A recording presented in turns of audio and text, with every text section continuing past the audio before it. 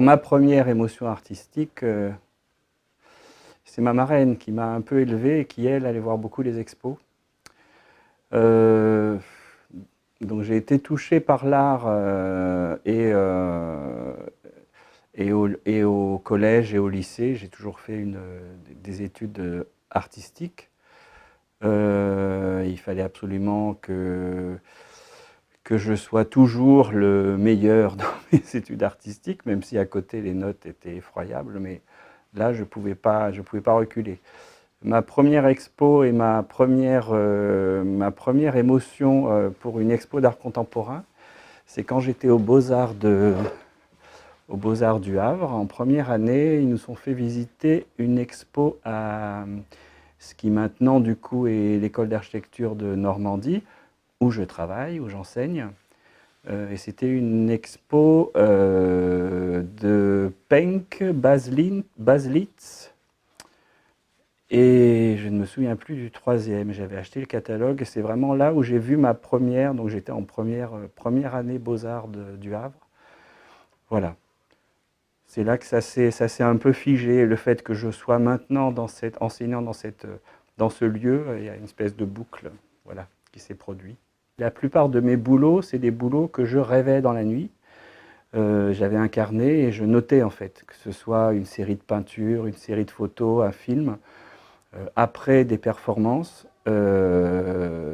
j'ai l'impression d'avoir jamais vraiment inventé quelque chose, puisque tout est dit en fait dans la nuit. Et les rêves que je faisais à l'époque et je continue à faire étaient extrêmement précis. Et donc cette pièce qui est là, je l'ai rêvée il n'y a pas longtemps. J'avais commencé à faire des fleurs pour me faire la main, c'est-à-dire que j'essaye de ne pas faire des fleurs qui ressemblent trop à des choses connues. Donc j'ai toujours été élevé au fond des bois. Ma mère avait un jardin magnifique. J'ai eu un jardin aussi moi. Donc les fleurs je connais et je laisse du coup ce rapport à la nature guider mes mains. Donc que ce soit en raclant la terre, la retournant, en créant comme ça des pétales qui viennent un peu s'assembler, toujours avec l'histoire du nombre d'or, etc. On décale un tout petit peu, on revient. Et donc j'avais commencé à faire des fleurs en céramique avec des tiges en bambou. Et j'ai rêvé d'une forme de montagne. Donc cette fleur et la série s'appelle Que la montagne est belle. L'idée c'est vraiment une montagne avec du coup toutes les patines et toutes les émaux qu'on retrouve sur ces feuilles sont sur la montagne en patine frottée, griffée, patinée, rincée. Voilà. Et je voulais que dans mon rêve, la montagne était entourée complètement de grosses fleurs qui viennent faire une sorte de composition, un équilibre juste au-dessus de la montagne.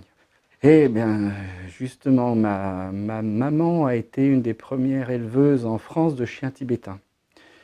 Et donc, obligation, quand on élève des chiens, de ne pas être forcément près des voisins. Donc, j'ai le souvenir d'une maison au fond des bois, où je sais qu'il fallait marcher. Quand j'y allais à pied, il y avait au moins 3 kilomètres à pied dans les bois pour arriver à ma maison. Donc, au départ, on n'avait pas d'eau, pas d'électricité. Donc, un groupe électrogène, une citerne avec l'eau de pluie. Et des fleurs partout, quoi. Et des fleurs aussi dans la forêt, puisque c'était en Provence, un terrain de restanques entouré de bois. Donc la forêt a toujours fait partie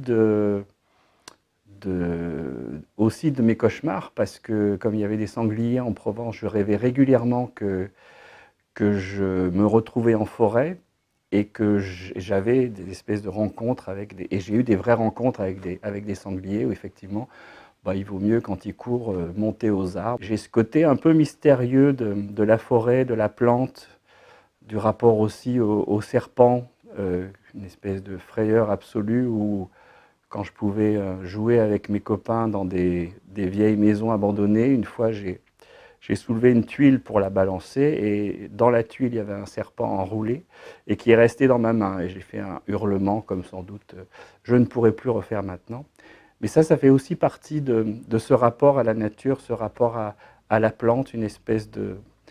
À la fois c'est chez moi et à la fois ça me fascine et à la fois il y a quelque chose de l'ordre de la peur, de contes, légendes, voire pourquoi pas présence fantomatique, etc. Ça fait aussi partie de ma cuisine que j'utilise en art.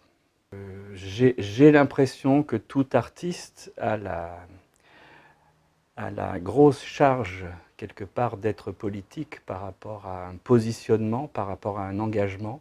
C'est aussi ce que j'enseigne à l'école d'architecture en art plastique, où chaque proposition est un choix, en fait. Je pense que la politique, c'est aussi un choix, le fait d'être un peu au courant aussi de ce qui se passe. J'ai eu, plus jeune, la volonté d'avoir des choses à dire par rapport à ça. Et en fait, je me suis rendu compte que déjà être en gros clair dans ses baskets, dans ce que ça veut dire qu'être artiste, c'était déjà pour moi un engagement et qu'il fallait toujours aller au bout d'un processus, au bout d'un accrochage, ne jamais prendre les gens pour des idiots, essayer de faire avancer un petit peu la machine. Là, il y a un pangolin, c'est pas forcément parce qu'on a commencé à m'en parler quand ils ont été présentés au Jardin des Plantes, puisque les pangolins, il y en a eu 5, il y en aura d'autres. Pour moi, c'est juste parce que c'est le seul mammifère à écailles et que comme je travaille avec le moulage de feuilles, un ami artiste m'a dit bah, tiens, tu devrais faire des pangolins. Comme ça, tes feuilles pourraient du coup habiller et servir d'écailles. Donc ça, c'est une feuille de peperonia, qui est une sorte de plante foncée qu'on peut trouver dans les appartements, peut-être de la famille de la misère. Je comptais faire plein d'exercices et de pangolins avec des feuilles différentes. La feuille de peperonia m'a convaincu, donc tous mes pangolins seront avec des feuilles de peperonia. Mais je ne fais pas forcément des pangolins pour parler du Covid. Et puis à la fois, je pense que sans doute oui. Ah ben ça a été... moi j'ai perdu ma maman à 14 ans. Comme elle était éleveuse de chiens tibétains, j'ai le souvenir de journées entières quand j'étais petit, je devais avoir 7-8 ans, dans des lamasseries tibétaines, notamment en Dordogne, mais en Provence il y en avait, et donc il y avait ce rapport entre spiritualité, philosophie tibétaine. Quand ma mère est décédée, elle a été prise en charge par des moines tibétains. Et après ça, j'ai fait une initiation effectivement au bouddhisme tibétain, et c'était juste avant mon arrivée aux Beaux-Arts, et c'était les Beaux-Arts du Havre et les Beaux-Arts de Marseille après. Et on m'a toujours dit, les gens qui connaissaient un peu, ils trouvaient que dans mon travail, il y avait ce rapport au don de soi, à quelque chose de l'ordre de, de l'expérimentation du corps, de l'aller vers l'autre, du rapport à l'autre, qui était toujours très important, de la notion de confiance notamment. Donc ma spiritualité, elle s'est un peu forgée dans ce rapport au bouddhisme tibétain, que je l'ai pratiqué, mais je ne le pratique plus, mais je suis toujours fier en fait d'avoir été nourri par ça dans un moment de ma vie où j'en avais besoin.